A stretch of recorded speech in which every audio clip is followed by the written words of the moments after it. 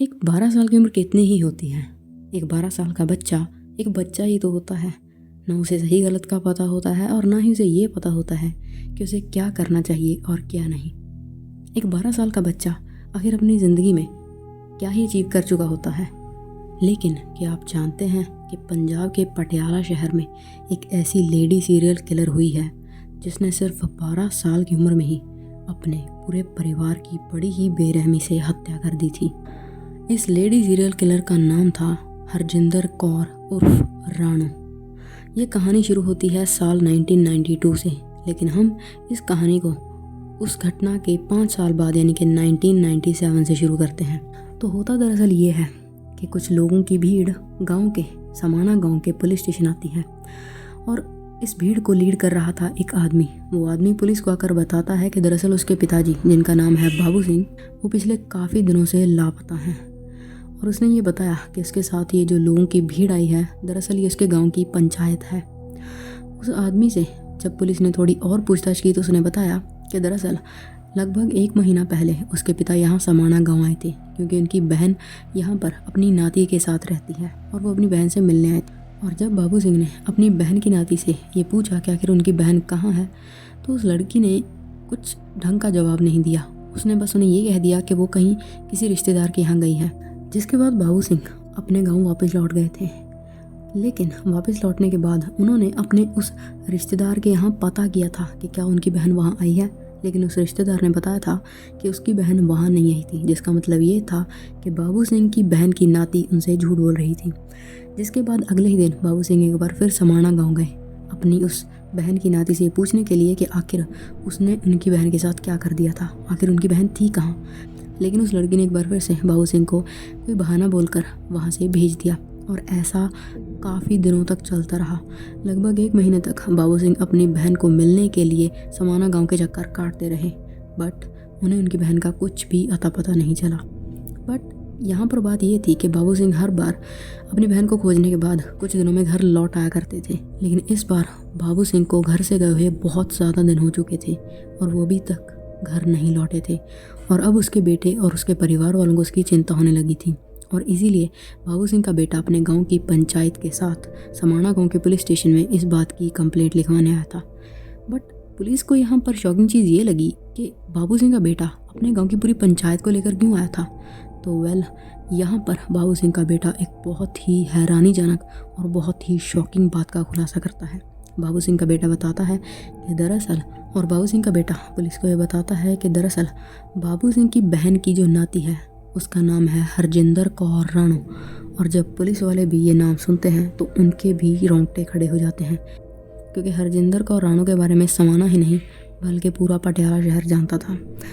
बात थी आज से ठीक 5 साल पहले साल 1992 की। हरजिंदर कौर राणो की उम्र तब सिर्फ 12 साल की थी। उस वक्त हरजिंदर कौर राणो अपने परिवार के साथ ही रहा करती थी, जिसमें किसकी माँ बाप, एक बड़ा भाई और 2 छोटे भाई बहन रहा करते थे। हरजिंदर कौर राणो का जो छोटा भाई था वो मेंटली रिटार्टेड था।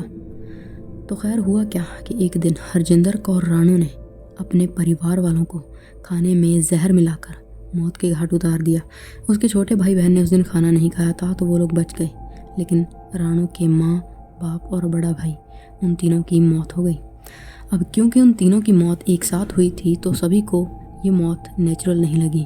इवेंचुअली पुलिस ने इन्वेस्टिगेशन की और राणो पकड़ी गई और उसने इस चीज़ को एक्सेप्ट किया कि ये तीनों कत्ल उसी ने किए थे। और उसने ये 3 कत्ल इसलिए किए थे क्योंकि उसका गांव के ही एक आदमी के साथ चक्कर चल रहा था, 12 साल की एक बच्ची का गांव के एक आदमी के साथ। और जब राणो के घर वालों को इस बात का पता चला तो उन्होंने उसे बहुत मारा पीटा और इवेंचुअली उसके घर से निकलना तक बंद कर दिया। और यही वजह थी कि राणो ने गुस्से में आकर अपने परिवार को ही रास्ते से हटा देने का प्लान बना लिया, ताकि उसे कोई रोकने टोकने वाला ना हो और वो जो चाहे जैसा चाहे अपने मन मुताबिक अपनी ज़िंदगी जी सके। तो खैर 3 कत्ल करने के बाद राणो पकड़ी जा चुकी थी। बट द प्रॉब्लम वाज कि राणो की उम्र उस वक्त सिर्फ 12 साल की थी, जिसका मतलब ये था कि वो एक माइनर थी। तो उसे बाकी लोगों की तरह जेल तो नहीं जाना पड़ा और वो 2-3 साल जुवेनाइल केयर में रहकर वापस लौट आई।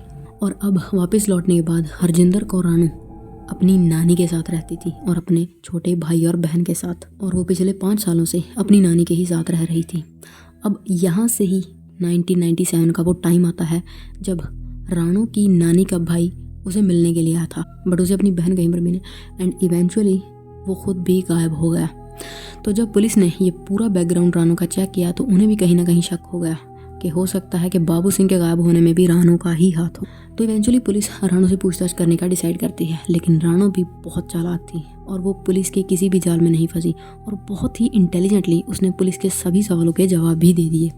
लेकिन सच्चाई तो पुलिस भी कहीं ना कहीं जानती थी कि बाबू सिंह और उसकी बहन यानी कि राणो की नानी के गायब होने में उसी का हाथ है। जिसके बाद पुलिस वाले राणो के आस पड़ोस में रहने वाले लोगों से यानी कि उस गांव में जितने भी लोग रहते थे उनसे पूछताछ करने का डिसाइड करते हैं। इनिशियली तो उन्हें कोई खास कामयाबी नहीं मिलती, बट देन एक आदमी पुलिस को एक ठोस जानकारी देता है और वो बताता है कि एक पर्टिकुलर बंदा है जिसके साथ राणो को अक्सर देखा जाता है और वो पुलिस को बताता है कि दरअसल इसी आदमी के साथ उन्होंने बाबू सिंह को भी देखा था, यानी कि राणो की नानी के भाई को, जो कि गायब था। और जैसे ही पुलिस को ये जानकारी मिली वो लोग 100% श्योर हो गए कि बाबू सिंह के गायब होने में भी राणो का ही हाथ था। जिसके बाद उस आदमी से पूछते हैं कि वो आदमी कौन है जिसके साथ राणो के रिलेशंस हैं, और तब वो उस आदमी के बारे में पुलिस को बता देता है। अब पुलिस राणो के पास ना जाकर उसके इस बॉयफ्रेंड के पास जाती है और उसे उठा लेती है और पुलिस की मार को वो ज़्यादा झेल नहीं पाता और वो सब कुछ कबूल कर लेता है। वो पुलिस को बताता है कि दरअसल उसके और राणो के बीच फिजिकल रिलेशंस हैं और वो लोग दरअसल लिव इन में ही रहते हैं, बट उनके इन रिलेशन से राणो की नानी को दिक्कत थी। वो राणो को अक्सर ही डांटा करती थी कि पहले तो तू अपने माँ बाप को खा गई और अब भी नहीं सुधर रही, जिससे कि राणो बहुत ज़्यादा तंग आ चुकी थी। इसीलिए उसने इवेंचुअली डिसाइड किया कि वो अपने माँ बाप की तरह अपनी नानी को भी रास्ते से हटा देगी ताकि उसे रोकने टोकने वाला कोई भी ना बचे। And let me tell you one thing, इस टाइम तक राणो के उस आदमी के साथ भी रिलेशन से जिसके प्यार में पागल होकर उसने अपने माँ बाप को मारा था, और ये वाला आदमी ये कोई दूसरा ही आशिक था। तो वो इन दोनों के साथ ही रिलेशन में थी, मतलब एक 18 साल की लड़की और वो दो लोगों के साथ ऐसे रिलेशन में थी। तो खैर ये आदमी क्योंकि राणो के साथ रिलेशन में था तो जैसा राणो कहती है वो करने के लिए तैयार हो जाता है। और एक दिन मौका देखकर राणो और उसका ये नया बॉयफ्रेंड ये राणो के छोटे भाई बहन को घर से बाहर भेज देते हैं, और जब वो लोग घर पर नहीं होते तो राणो की नानी का गला घोंटकर उसकी हत्या कर देते हैं और फिर उसकी लाश को अपने घर के पीछे एक खड्डा खोदकर उसमें छिपा देते हैं। राणो को लगा था कि अब उसे रोकने टोकने वाला कोई नहीं है, बट प्रॉब्लम अब तब आने लगी जब कुछ दिनों बाद उसकी नानी का भाई बाबू सिंह अपनी बहन के बारे में पता करने के लिए आया, और जब उसे अपनी बहन नहीं मिली तो वो लगातार राणो के घर आता रहता था और उसे धमकाता रहता था कि बता मेरी बहन कहाँ है। तो तब राणो को लगा कि अब इस बाबू सिंह को भी रास्ते से हटाना पड़ेगा, and that's how she decided to kill Babu Singh. तो ऐसे ही एक दिन जब बाबू सिंह अपनी बहन के बारे में पूछता हुआ आया तो राणो ने कहा कि आज हम आपको आपकी बहन के पास सीधा ले ही चलते हैं। जिसके बाद राणो का बॉयफ्रेंड, राणो खुद और उसकी नानी का ये भाई बाबू सिंह, ये तीनों एक स्कूटर पर बैठे और दूर कहीं जाकर जब रास्ते में एक नहर आई तो राणो का ये बॉयफ्रेंड बाथरूम करने के लिए नीचे उतर गया और बाबू सिंह भी बाथरूम करने के लिए एक साइड पर चला गया। और जैसे ही बाबू सिंह बाथरूम कर रहा था तो राणो और उसके इस बॉयफ्रेंड ने अपने प्लान के अकॉर्डिंग बाबू सिंह को नहर में धक्का दे दिया और डूबकर बाबू सिंह की भी मौत हो गई। कि हाँ, वाकई में उस तारीख पर उस नहर से एक आदमी की बॉडी मिली थी, लेकिन क्योंकि उस आदमी की शनाख्त नहीं हो पाई थी तो पुलिस वालों ने खुद ही बाबू सिंह का अंतिम संस्कार कर दिया था। और इस तरह से राणो ने लस्ट में पागल होकर सिर्फ नाजुक सी उम्र में ही 5 अपने ही परिवार के लोगों की बेरहमी से हत्या कर दी। जिसके बाद राणो को और उसके बॉयफ्रेंड को पकड़ लिया गया, लेकिन राणो अब भी बाज नहीं आई और वो पुलिस कस्टडी तक से भाग निकली। लेकिन पुलिस की एफर्ट्स की मदद से उसे एक ही दिन में वापस से अरेस्ट कर लिया गया। इवेंचुअली कोर्ट में एक केस चला और राणो को इतने सारे लोगों का कत्ल करने के लिए और उसकी इस सिचुएशन को रेयरेस्ट ऑफ द रेयर मानते हुए कोर्ट ने राणो को मौत की सज़ा सुनाई।